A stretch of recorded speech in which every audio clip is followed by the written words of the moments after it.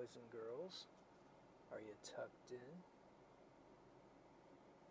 It's time for another Thorytime with your narrator, Ian. That's me. And thankfully, some of you actually helped and voted this past time, so it should make things a little more interesting. So onward with Congresswolf. You wrap up the meeting quickly. Early or not, Goodpenny's schedule takes precedence over yours, and lead Goodpenny into the office, shutting the door behind you. So, you say by way of introduction, the Star. Biggest paper in town, Goodpenny says. People listen to what they have to say. Didn't endorse me last time. Nope. My husband bet me $5 that they won't this time around either. The two of you share a tight smile. Then Goodpenny sighs. So, what are we going to do to make sure he loses that bet? We'll emphasize the issues we agree with them on and lay out strong arguments for our disagreements.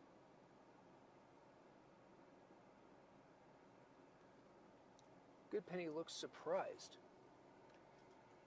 I think we want to downplay the disagreements, don't you? You shake your head. They're going to ask you about it, and they're going to expect you to try to duck the questions. So let's play against those expectations. Strategy nailed down, you and Goodpenny settle in for a round of interview roleplay, with you in the role of the Star editorial board. Goodpenny is doing swimmingly, taking the questions in stride and smoothly pivoting to prepared talking points whenever you aim a too probing question at her armor. You glance down at your list of questions. All right, Congresswoman, you say. Just one more question. The werewolf rights bill will be coming up for vote soon. How will you be voting?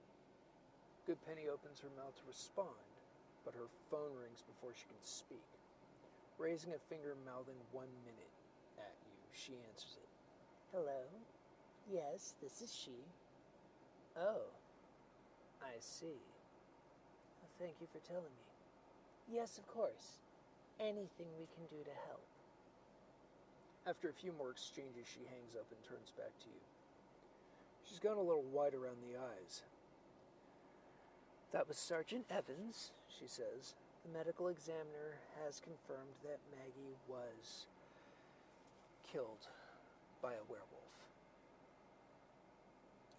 You rock back heavily in your chair, a ball of ice forming in the pit of your stomach.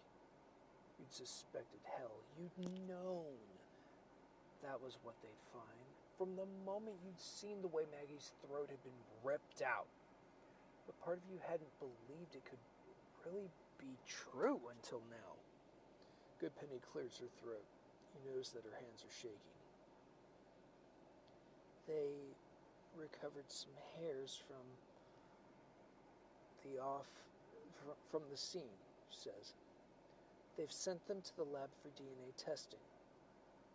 Lycanthropes are required to register with the government and provide a DNA sample, you remember.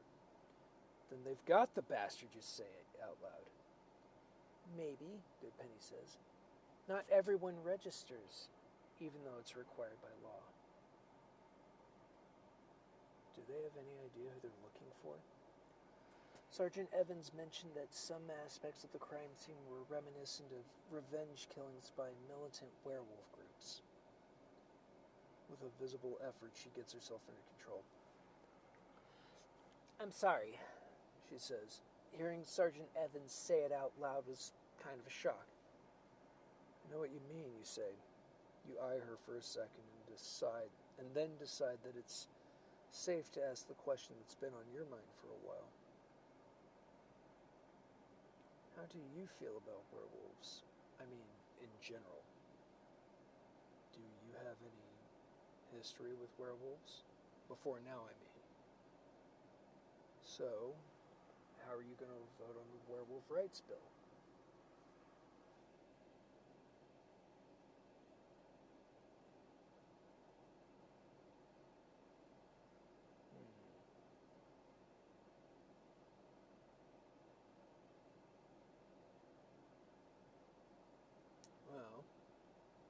I mean, the way she reacted, it's kind of evident and obvious what direction we might have to go, boys and girls. So, let's have a history lesson. Yes, I do, Good Penny says evenly, but her eyes slide away from yours. Someone very close to me when I was young was a werewolf.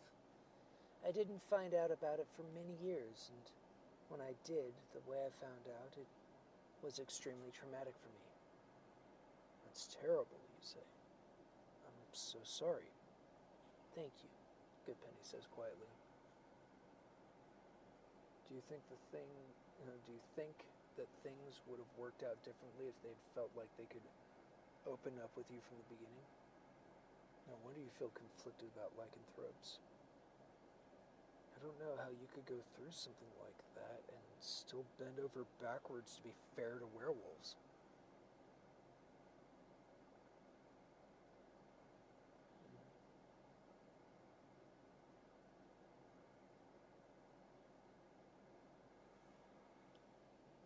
Let's go the middle ground. Good Penny looks down at her hands. It's something I struggle with every day. I won't let my feelings stand in the way of doing what I think is right, though. I'd never think you would, you assure her. You call a 10-minute break to give you both a chance to recover from the unexpectedly emotional moment. After that, you try to get back to the role-playing. It's quickly clear that neither of you is up for endlessly retreading the ground you've already rehearsed, though. And Good Penny's phone has started buzzing with reminders for her afternoon full of meetings. So the two of you call it a day.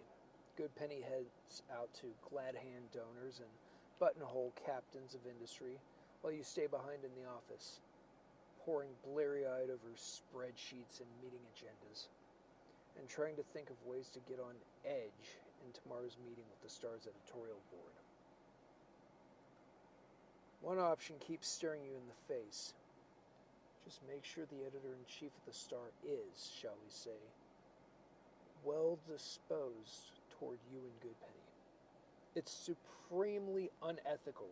The editor-in-chief isn't an elected official, and the paper's endorsement isn't a vote in Congress. The question is, do I find out what the editor likes to drink and bring her a bottle of the really good stuff?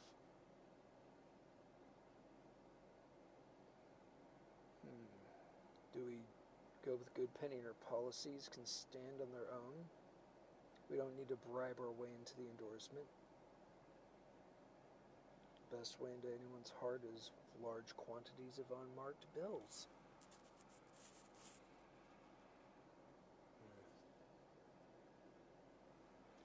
I mean, I should trust my candidate. I should.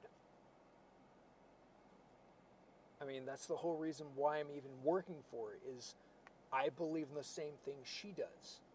I stand with her, which is the whole reason why I'm even here.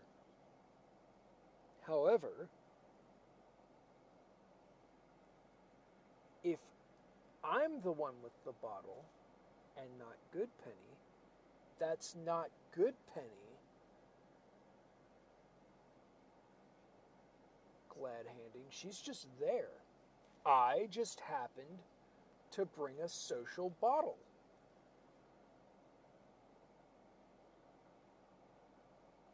And I mean, in this universe, I'm assuming I'm single.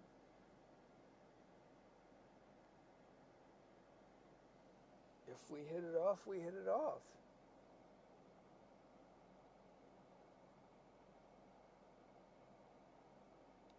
It's just one endorsement.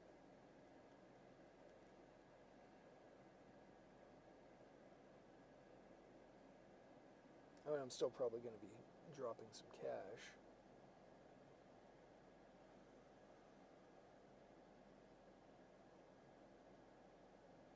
I mean, Good Penny needs that endorsement.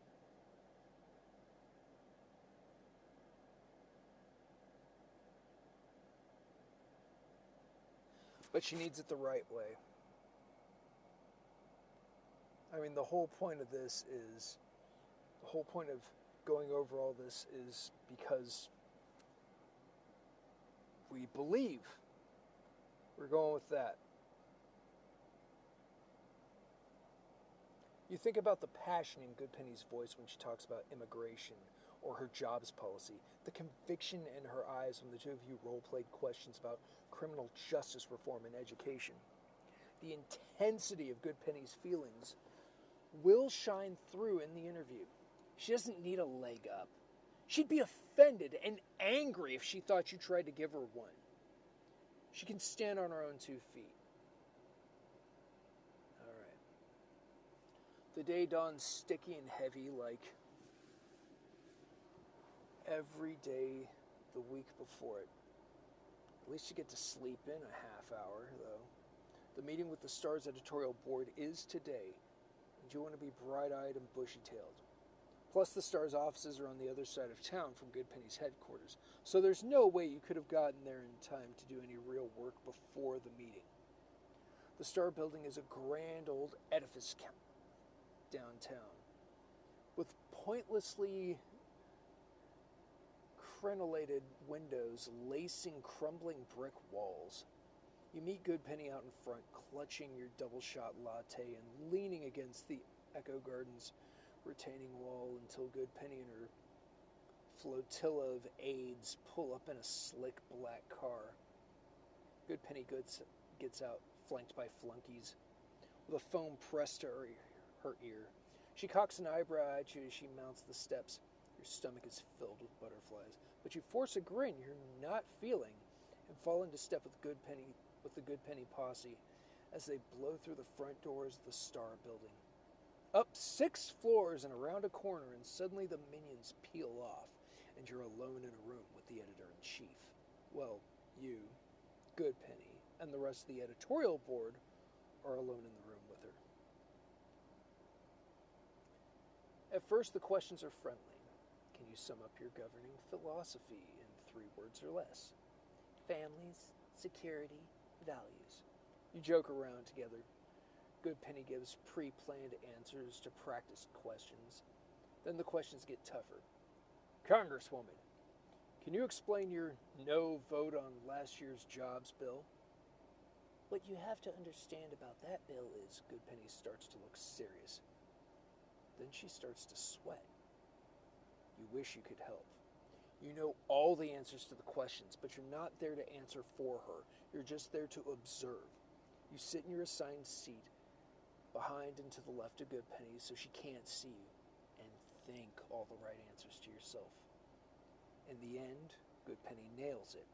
Every question is one you practiced before, and she answers them like a champ. Not just remembering the responses you had planned together, but really delivering them, making them sound off the cuff and from the heart. After the last question has been answered, and the last hand enthusiastically pumped, you and Goodpenny walk out of the Star building together, trailed by her aides. Which way do you think they'll jump? Goodpenny asks. You're a slam dunk, you say, and mean it. Back at headquarters, you find half the office gathered around a TV in the corner. Soon Lee turns when you come in and waves you over. It's Normal's new ad, she tells you in stage whisper. The Oppo firm managed to get their hands on an advanced media copy. Your opposition research firm is one of the best. You don't know who they befriended to get you this sneak peek, but you're glad they did. You crowd closer to the TV, craning to see over the other people's heads. It's a positive spot, surprisingly enough. Soft focus on Normal walking through a field, some nice puffy quotes about values and real leadership. A shout out to the campaign website. You note with a little smugness that it's not nearly as good as Goodpenny's ad, even if you are biased. When it's over, Soon Lee snaps the TV off. You look around. The rest of the staff looks as smug as you feel, and you know you're not the only one thinking it. Ours is better. Checking your phone as you walk into the back office, you're not surprised to see an email from Divya. see the ad yet, is the subject. Now that both campaigns are on the ad, the TV wars have really begun. And Divya wants to know if you want to stick to your guns or try to change tactics. So here's the decision, kids. Are we going to keep running the same ad? I don't want to let Normal drive the conversation. Do we run a new ad but stick to the positive? I don't want to start mudslinging just yet. Do we run a negative ad? The harder hitting, the better. So those are the choices. Same ad, new ad, or negative ad.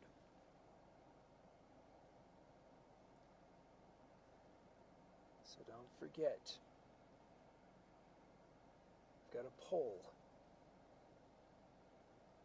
Just remember, like, share, and subscribe. Ring the bell to stay notified. Don't forget about the poll in the link. And until next Thorytime Thursday, I'll see you next chapter.